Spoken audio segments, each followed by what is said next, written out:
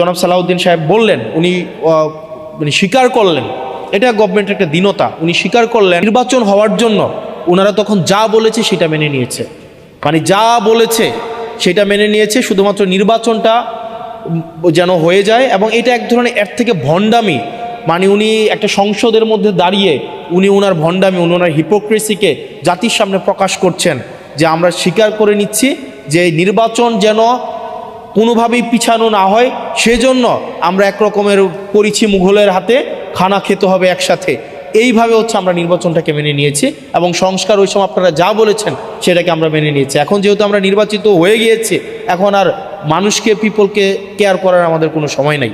তো সেজন্য আমার কাছে মনে হচ্ছে যে গভর্নমেন্ট যেইভাবে যাচ্ছে এটা খুব সুখকর এবং দীর্ঘমেয়াদী কোনো ইতিবাচক প্রভাব রাখবে বলে আমার মনে হয় না।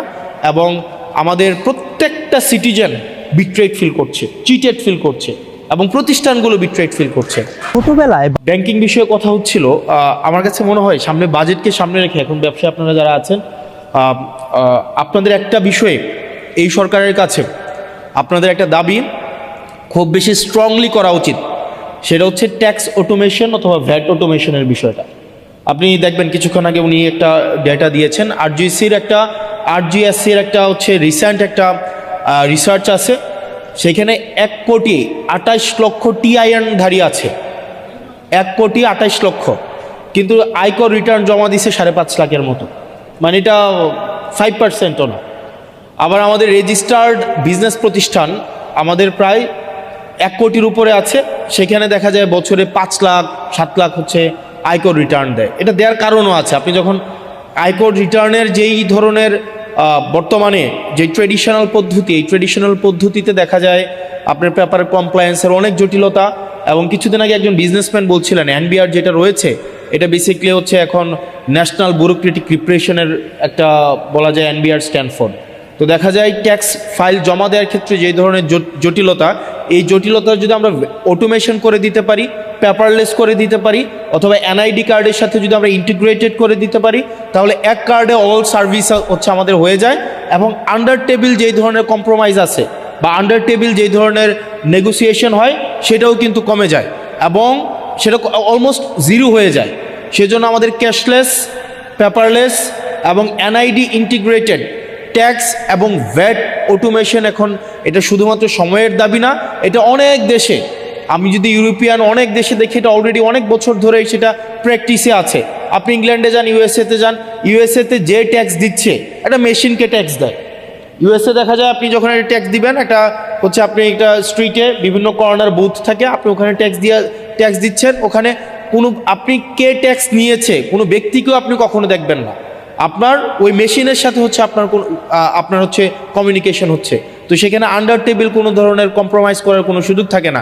বাংলাদেশে দেখা যায় এই জিনিসটাকে পেপার ইন্টিগ্রেটেড করে রাখা হয় এবং ব্যাপারটাকে খুব জটিল করে রাখা হয়। সেজন্য যারা ব্যবসায়ী আছে তাদের সুবিধার জন্য এবং আমরা বেশি করে ট্যাক্স এবং ভ্যাট সংগ্রহ করার জন্য আমাদের বর্তমানে ট্যাক্স এবং ভ্যাট অটোমেশনের কোনো বিকল্প নেই।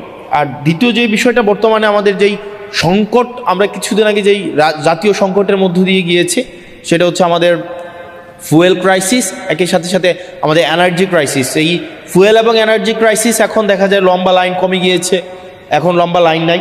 তবে এটা থেকে আশাবাদী হওয়ার কোনো কারণ নাই, কারণ আমাদের ফুয়েল ডিপেন্ডেন্সিটা যদি আমরা দেখি, আমাদের ফুয়েল ডিপেন্ডেন্সিটা ইম্পোর্ট বেসড এবং আমাদের দেখা যায় গ্যাস থেকে আমরা হচ্ছে 43% হচ্ছে আমরা ফুয়েল পাই, এনার্জি পাই, আমরা গ্যাস থেকে সেটা 43% পাই। এবং গ্যাসের যেই বেশিরভাগ আমাদের এলএনজি কিন্তু হয় কাতার থেকে। এখন এই কাতারের এলএনজি আমাদের প্রত্যেক দিন প্রায় 4000 MFCFD হচ্ছে আমাদের গ্যাস লাগে প্রত্যেক দিন, 4000 million metre cubic foot per day. কিন্তু দেখা যায় আমাদের হচ্ছে এই ডোমেস্টিক আমাদের সোর্সিং করতে পারে আমরা 2000 MFCFD, আমাদের স্টিল 2000 শর্ট MFCFD। এখন এটাকে আমরা কাতার থেকে আনতে হয় অথবা ওমান থেকে আনতে হয়, ওমানও আবার সেটা কাতার থেকে কিনি। এখন দেখেন আমরা এই যে হেভিলি একটা ইম্পোর্ট ডিপেন্ডেন্ট একটা হচ্ছে আমরা ফুয়েলে গিয়ে আমাদের এনার্জি আমাদের সোর্স করতে হয়। এরপর দেখেন আমাদের প্রায় 21% আমাদের হচ্ছে এনার্জি আমরা সোর্স করি হচ্ছে আপনার থেকে, আপনার HFO থেকে, মানে হেভি ফুয়েল অয়েল যেই জায়গা থেকে আমাদের করতে হয়, আমাদের ডিজেল থেকে করতে হয়। অর্থাৎ এই যে ফার্নেস অয়েল ডিপেন্ডেন্সি আমাদের কখনোই এনার্জি ইন্ডিপেন্ডেন্ট করবে না। তো এনার্জি ইন্ডিপেন্ডেন্ট না হইলে আমাদের যে প্রবলেমটা হবে, দেখা যায় আমাদের এই যে ইন্ডাস্ট্রিয়াল এবং কমার্শিয়াল আমাদের এনার্জি অনেক ক্রাইসিস আছে। ইন্ডাস্ট্রি এবং কমার্শিয়াল এনার্জি ক্রাইসিসের কারণে আমাদের হচ্ছে বিজনেস বার্জিয়ন হচ্ছে না, বিজনেস বাড়ে না। আমাদের এখানে দেখা যায় প্রচুর পরিমাণ আমাদের লোডশেডিংয়ের কারণে আমাদের বড় বড় প্রতিষ্ঠানগুলো প্রত্যেক বছর ক্রাইসিসের মধ্য দিয়ে যেতে হয়। তো সেজন্য আপনি যদি আমাদের আশেপাশের দেশগুলোতে দেখেন, ইন্ডিয়াতে দেখেন, তারা কিন্তু আপনার এনার্জি সোর্সকে ডাইভার্সিফাই করতে পারছে, এখন রিনিউয়েবলসে চলে গেছে। আমাদের পাকিস্তান দেখবেন, ওরা হচ্ছে আপনার রিনিউয়েবলসে এখন এই যে এখন একটা তৈরি হয়েছে এবং মধ্যপ্রাচ্য ইরানের সাথে যে যুদ্ধটা হয়েছে সেটার ইম্প্যাক্ট কিন্তু পাকিস্তানে পড়ে নাই, উরুগুয়েতে পড়ে নাই, কেনিয়াতে পড়ে নাই, কারণ হচ্ছে তারা এখন রিনিউয়েবলসে এখন ডিপেন্ডেন্ট। দেখা যায় তাদের 57%-এরও বেশি হচ্ছে আপনার এনার্জি আপনার হচ্ছে রিনিউয়েবলস থেকে তারা উৎপাদন করতে পারছে, কিন্তু আমাদের রিনিউয়েবলসের উৎপাদন ক্যাপাসিটি হচ্ছে 2.9% মাত্র, জাস্ট 2.9%। এখন আমাদের এই যে লাস্ট আপনি 10-15 বছরে যদি দেখেন, আমাদের নতুন কোনো ধরনের হচ্ছে আমরা ডোমেস্টিক কোনো সোর্সিংই করি নাই রিনিউয়েবলসের জন্য। আমাদের একটার পর একটা পাওয়ার প্ল্যান্ট দিয়ে গেছে, কিন্তু এগুলা থেকে হচ্ছে আমরা সোর্স করতে পারি নাই। তো সেটার জন্য আমরা বলবো যে সুদূর প্রসারে আমাদের পরিকল্পনার ঘাটতি ছিল। আমাদের দিন শেষে আমাদের যেই ইম্পোর্ট বেস যেই আমাদের এনার্জি সোর্সিং করার যে পদ্ধতি বা আমাদের যেই প্রক্রিয়া ডিপেন্ডেন্সি, সেটা থেকে আমাদের বের হয়ে আসতে হবে এবং আমাদের দিন শেষে রিনিউয়েবলসে আমাদের যাইতে হবে। আমরা যদি রিনিউয়েবলসে না যাই, আমাদের যে পরিমাণ প্রত্যেক দিন আমাদের এই পিক টাইমে আমাদের 15 গিগাওয়াট বা 15,000-16,000 আমাদের গিগাওয়াট হচ্ছে আমাদের ডিমান্ড, পিক ডিমান্ড। এটা হয়তো উইন্টারে সেটা ফল করে 7-8 গিগাওয়াটে আসে, কিন্তু আমাদের দেখা যায় এটাও হচ্ছে আমরা নিজেরা হচ্ছে সোর্স করতে পারবো না।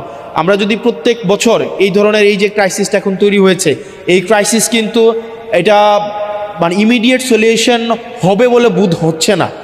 এটার একটা লং টার্ম একটা ইম্প্যাক্ট ইকোনমির মধ্যে পড়বে এবং এনার্জির মধ্যে পড়বে, এবং দিন শেষে যদি এনার্জিস এই পুরা সিস্টেম কলাপস করে, আমার পুরা হচ্ছে বিজনেস কলাপস করবে, আমার হচ্ছে সব কিছু আমার হচ্ছে প্রাইস ইনক্রিজ হবে, এবং দেখা যায় গিয়ে স্থানীয়ভাবে আমাদের যে এসএমই সেক্টর যেটা নিয়ে আমরা আশাবাদী হচ্ছি, ওই জায়গাও কিন্তু একটা বড় ধরনের একটা সংকট সৃষ্টি হবে। সেজন্য আমাদেরকে এখন ডাইভার্সিফিকেশন অফ এনার্জি সোর্স আমাদের খুবই গুরুত্বপূর্ণ। আমাদেরকে সিসমিক হচ্ছে সার্ভের মধ্য দিয়ে আমাদের অফশোরে অনশোরে হচ্ছে আমাদের গ্যাসের যেই সংকট, আমরা প্রত্যেক দিন গ্যাসের সংকট সমাধানে আমাদের সিসমিক সার্ভে করা গুরুত্বপূর্ণ। মায়ানমার সেই জায়গায় সফল হয়েছে, ইন্ডিয়া সেই জায়গায় সফল হয়েছে। আমাদের যে এফএসআরইউগুলো রয়েছে, আমাদের ল্যান্ড বেসড এফএসআরইউ করা যায় কি না, সেই জায়গায় আমাদের হচ্ছে দৃষ্টি দেওয়া উচিত। তবে আমি লাস্ট কিছুদিন জ্বালানি বিষয়ক, আমি একটা কমিটিতে আছি, জাতীয় জ্বালানি বিষয়ক কমিটি, সেই জায়গায় দেখলাম মূলত বিশেষ করে আমলাদের মধ্যে অনেকেই, সব আমলা না, আমলাদের মধ্যে অনেকেই যে এলএনজির সাথে রিলেটেড, সে গভর্নমেন্টকে পুশ করার চেষ্টা করে এলএনজি কিভাবে আমাদের দেশে হচ্ছে এনার্জি সংকট নিরসনে সহায়তা করবে। কারণ এলএনজি কোম্পানিগুলো তারা ইম্পোর্ট করে, মানে হচ্ছে ইনভেস্ট করে, এবং দেখা যায় রিটায়ারমেন্টের পরে দেখা যায় ওই আমলা ওই এলএনজি কোম্পানির কোনো একটা অ্যাডভাইজরি হচ্ছে চাকরি বাকরি করে বা কোনো একটা পোস্টে যায়। আবার যে হচ্ছে এইচএফও নিয়ে কাজ করে, সে দেখা যায় গভর্নমেন্টকে পুশ করে, পলিসিতে পুশ করে যে আমাদের হেভি ফুয়েল অয়েলগুলো যদি আমরা ইম্পোর্ট করি বেশি বেশি, সেটা কিভাবে আমাদের এনার্জি ক্রাইসিসকে সলভ করবে।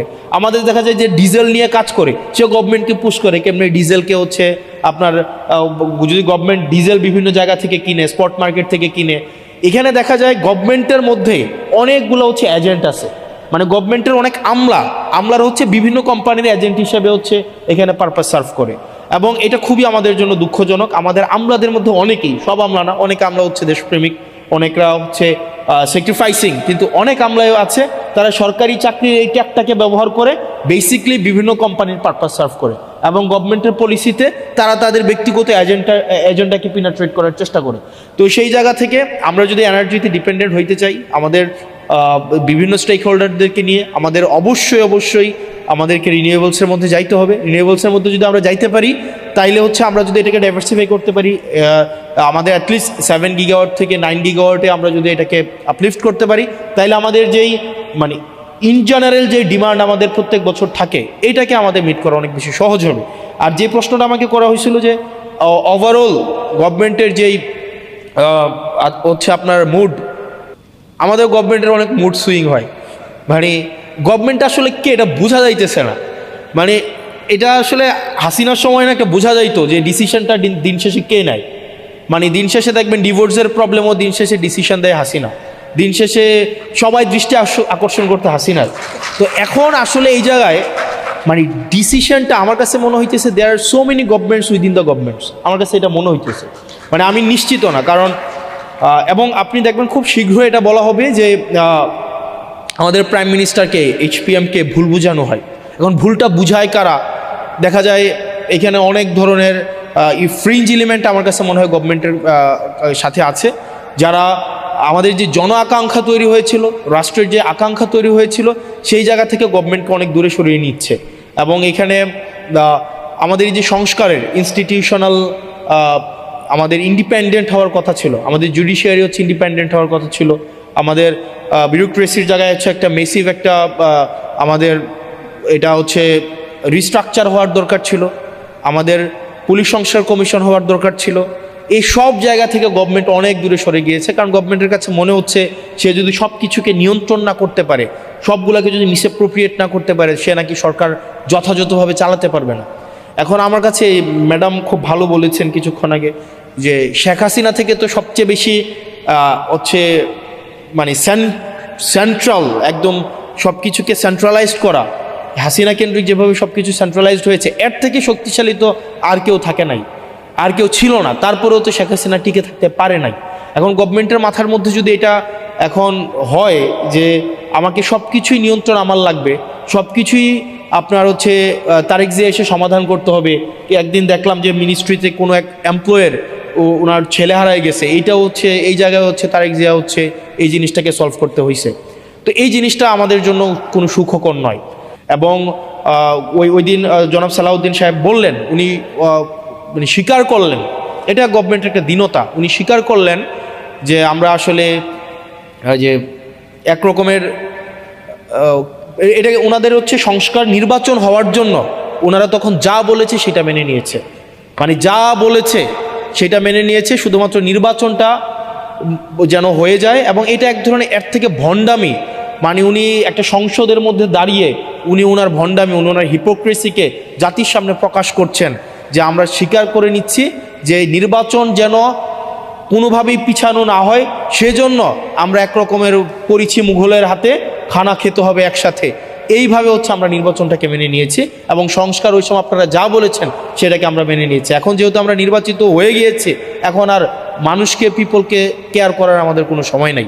তো সেজন্য আমার কাছে মনে হচ্ছে যে গভর্নমেন্ট যেইভাবে যাচ্ছে এটা খুব সুখকর এবং দীর্ঘমেয়াদী কোনো ইতিবাচক প্রভাব রাখবে বলে আমার মনে হয় না। এবং আমাদের প্রত্যেকটা সিটিজেন বিট্রেড ফিল করছে, চিটেড ফিল করছে, এবং প্রতিষ্ঠানগুলো বিট্রেড ফিল করছে। কারণ আপনি বলেছেন, এবং পুলিশ সংস্কার কমিশন, পুলিশের সুরক্ষার জন্য পুলিশ সংস্কার কমিশন দরকার ছিল। আপনারা দেখেন পুলিশকে কিভাবে রাজনৈতিক হাতিয়ার হিসাবে ব্যবহার করা হয়েছে দীর্ঘ 17 বছর। ভাই পুলিশই তো মানুষ, সে মানুষ না, তারও তো নিজস্ব হচ্ছে প্রোটেকশনের দরকার আছে। কিন্তু আপনি দেখেন আবার পুলিশের পোস্টিং, আবার হচ্ছে পুলিশের প্রমোশন, আবার পুলিশের পদায়ন, সবগুলাকে হচ্ছে আপনার মন্ত্রীর ইচ্ছার মধ্যে আপনি রেখে দিলেন। আবার আপনি দেখেন আপনার বিচার বিভাগের আপনার হচ্ছে সংস্কারটা হয় নাই। এখানে সেক্রেটারি, ওই দিন আইনমন্ত্রী সংসদে দাঁড়াইয়া উনি অনেকগুলা সত্য উনি চেপে গিয়েছেন, এবং উনি অনেকগুলা অসত্যের অবতারণা করেছেন কাব্যিকভাবে, এবং খুবই মানে এত মানে এইভাবে লাই বলতে পারে, এটা আমার কাছে খুব অবাক হয়েছে। উনি বলেছেন পোস্টিং প্রমোশন পদোন্নতির এটার কোনো এখতিয়ার নাকি আইনমন্ত্রীর নাই। খাতা কলমে অবশ্যই নাই, কিন্তু প্র্যাকটিসে আইনমন্ত্রী যেটা বলে সেটাই হয়। এখন আপনি একটা বিচারক ফেয়ারলেস কোনো একটা বিচার কার্য পরিচালনা করবে, বাংলাদেশে তো এই পরিস্থিতি নাই। আপনি তার সেক্রেটারিয়েটটা আপনি তাকে দখল করে রাখলেন। আমাদের ব্যুরোক্রেসিকে আপনি হচ্ছেন স্ট্রাকচারাল রিফরমেশন আনলেন না, এবং এটা না আনার কারণে যেটা হয়েছে পুরা জাতির প্রত্যেকটা ভোটার, ইভেন বিএনপিকে যারা ভোট দিয়েছে তারাও প্রতারিত হয়েছে, তারাও নিজেরা চিটেড ফিল করছে। কারণ দিন শেষে তো বিএনপি রাষ্ট্র কাঠামোর বাইরে না। বিএনপির হয়তো আপনি যদি পার্টি পলিটিক্স করে কত মানে একটা নির্দিষ্ট যদি অংশ 5% বা 10% পার্টি পলিটিক্স করে, ভোটার মানেই তো কর্মী না। যারা ভোট দিয়েছিল যে বিএনপি এসে এইগুলোর সংস্কার করবে, তারাও এখন বিট্রেড ফিল করছে। সেজন্য আমাদের এখন আবার রিঅর্গানাইজ হইতে হবে, আমাদের এখানে যারা আছে আমাদের রিঅর্গানাইজ হইতে হবে। আমাদেরকে মনে রাখতে হবে শুধুমাত্র ফাইটটা সংসদের ভিতরে না, আমাদের সংসদের বাইরে, আমাদের প্রত্যেকটা জায়গা থেকে আমাদের এই যে সংস্কারের যে আকাঙ্ক্ষা, আমাদের রাষ্ট্র কাঠামোর প্রত্যেকটা ব্যক্তি, প্রত্যেকটা আমজনতা যে নাগরিক হয়ে উঠবে, সেই লড়াইটা আমাদের সেটা অব্যাহত রাখতে হবে। সেটা সংসদের ভিতরে এবং সংসদের বাইরে একইভাবে অব্যাহত রাখতে হবে। আবার যেন এমন কোনো সিস্টেম বিদ্যমান না থাকে যেই সিস্টেমের মধ্য দিয়ে আবার নতুন করে শেখ হাসিনা উৎপাদন না হয়।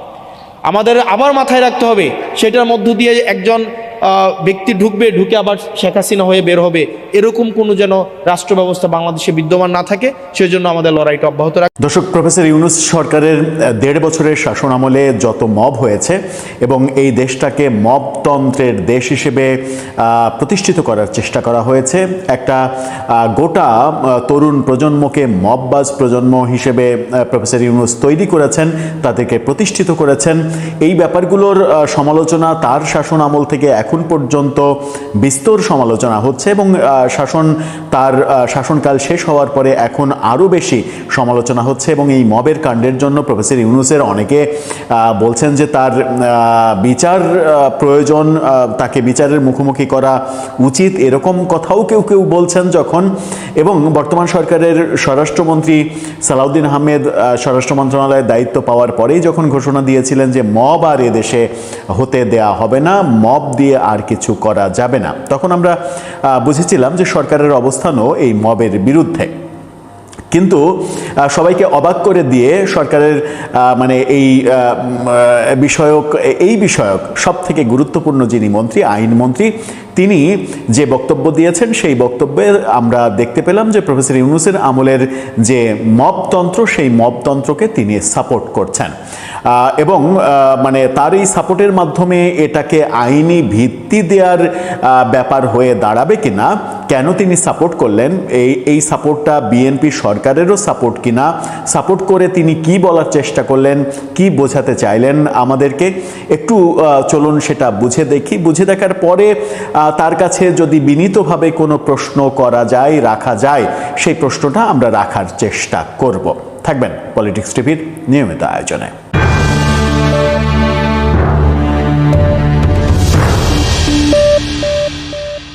দর্শক, বলছিলাম মব নিয়ে চমৎকার একটা কথা বলেছেন আমাদের বর্তমান আইন মন্ত্রী আসাদুজ্জামান।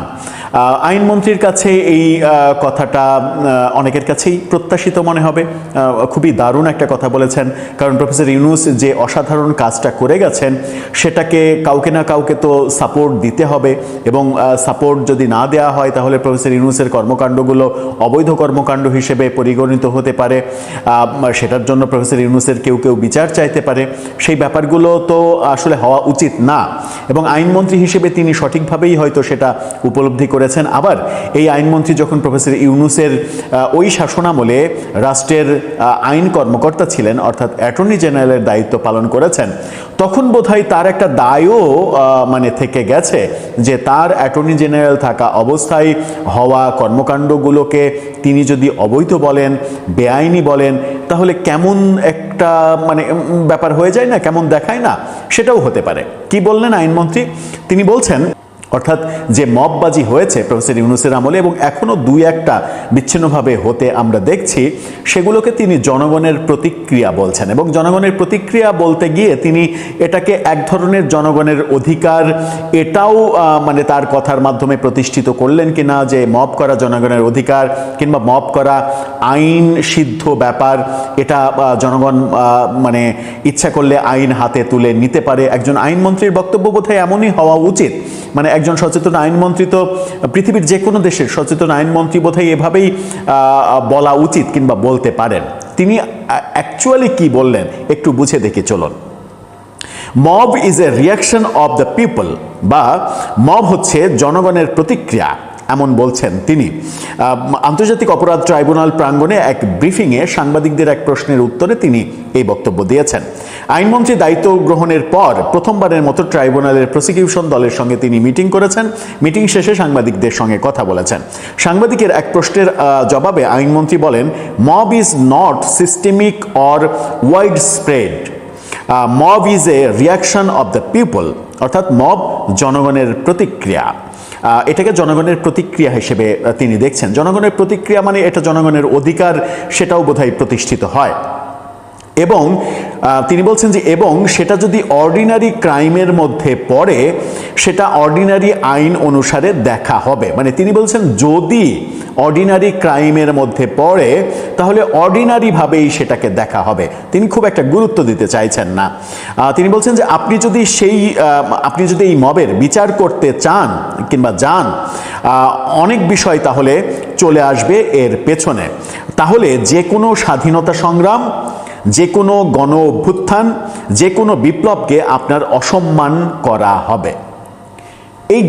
এই কথাটা খুবই গুরুত্বপূর্ণ। অর্থাৎ আপনি যদি মবের বিরুদ্ধে কথা বলেন, মব যারা করছে তাদের যদি বিচার করতে চান, তাহলে যে কোনো স্বাধীনতা সংগ্রাম, যে কোনো গণ অভ্যুত্থান কিংবা যে কোনো বিপ্লবকে আপনার অসম্মান করা হবে। তার মানে হচ্ছে যে আপনি যদি 24-এর বিপ্লবকে সম্মান জানাতে চান, তাহলে 24 পরবর্তী বিপ্লব পরবর্তী 1.5 বছর জুড়ে যে মব হয়েছে সেই মবকে আপনার মানে সম্মান করতে হবে। সেই মবের বিরুদ্ধে আপনার কথা বলা যাবে না এবং মবের বিচার চাইলে এই বিপ্লবকে অসম্মান করা হবে, বিপ্লবকে প্রশ্নবিদ্ধ করা হবে।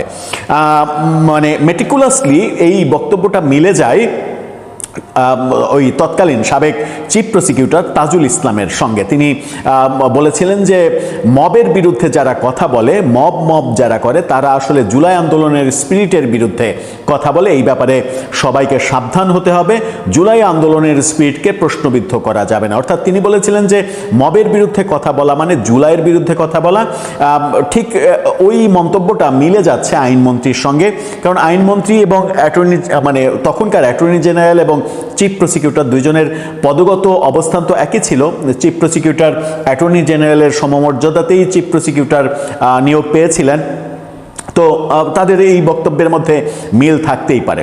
কিন্তু আইনমন্ত্রী হিসেবে তিনি যখন বলছেন যে আপনি যদি মবের বিচার করতে চান কিংবা মব নিয়ে প্রশ্ন করেন, তাহলে আপনার এই বিপ্লবকে অসম্মান করা হবে, এই কথাটা খুবই গুরুত্বপূর্ণ। এখন তাহলে আমাদেরকে যে সিদ্ধান্তটা নিতে হবে সেটা হচ্ছে যে আপনি যদি জুলাই আন্দোলনকে কিংবা জুলাই গণ অভ্যুত্থান কিংবা জুলাই বিপ্লব আপনি যে নামেই ডাকেন না কেন, সেটাকে যদি সম্মান করতে চান, তাহলে প্রফেসর ইউনূসের আমলে আন্দোলন পরবর্তী সময়ে 5 আগস্টের পর থেকে শুরু করে 1.5 বছরের শাসন আমলে আন্দোলনকারীরা কিংবা বিপ্লবীরা যে মব করেছে সেটাকে আপনার সাপোর্ট করতে হবে। সেটার বিরুদ্ধে কোনো কথা বলা যাবে না, সেটার কোনো আইনি বিচার চাওয়া যাবে না।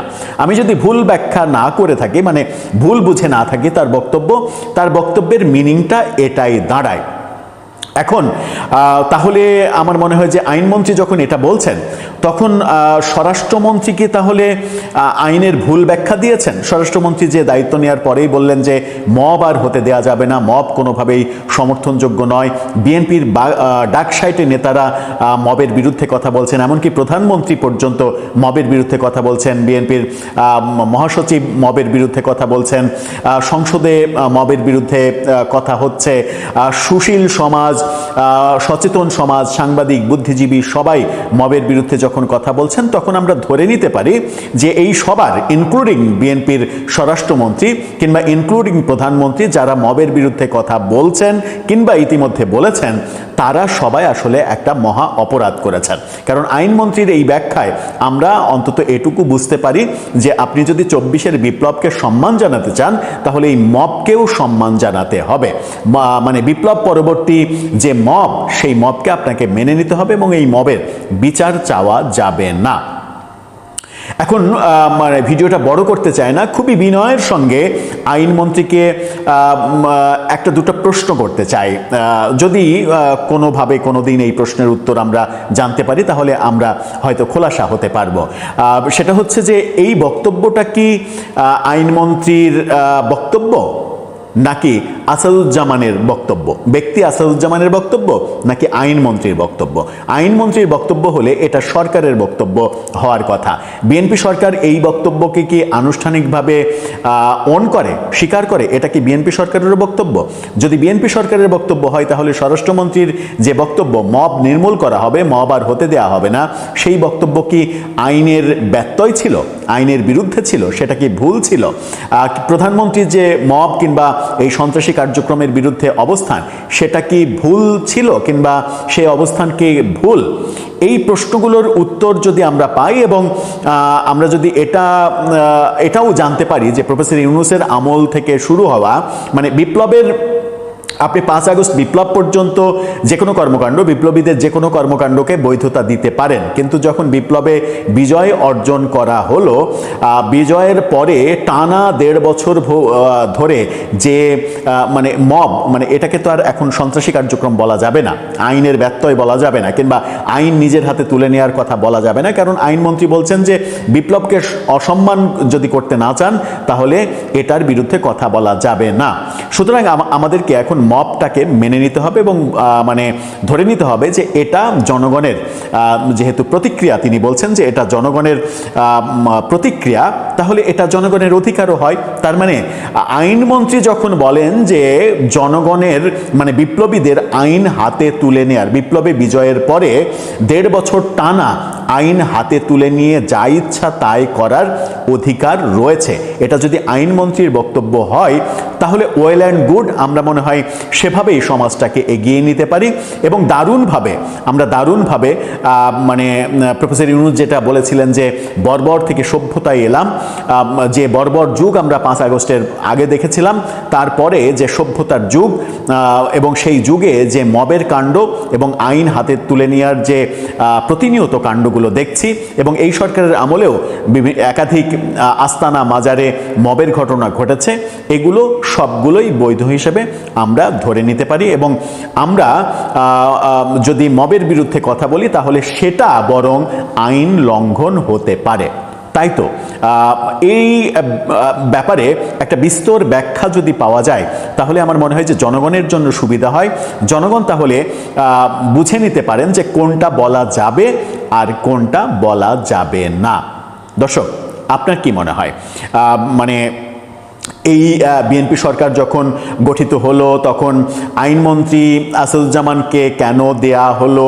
বিএনপির ডাকসাইটে আইনজীবীরা রয়েছেন, আইন বিশেষজ্ঞরা রয়েছেন তাদের দলে, তাদেরকে না দিয়ে একজন তরুণকে কেন আইনমন্ত্রী করা হলো, যিনি কিনা প্রফেসর ইউনূসের আমলে অ্যাটর্নি জেনারেল হিসেবে দায়িত্ব পালন করেছেন? এরকম অনেক প্রশ্ন অনেকে করার চেষ্টা করেছেন। আমার মনে হয় যে বিএনপি খুব ভালো সিদ্ধান্ত নিয়েছে, খুব ঠিক কাজটা করেছে।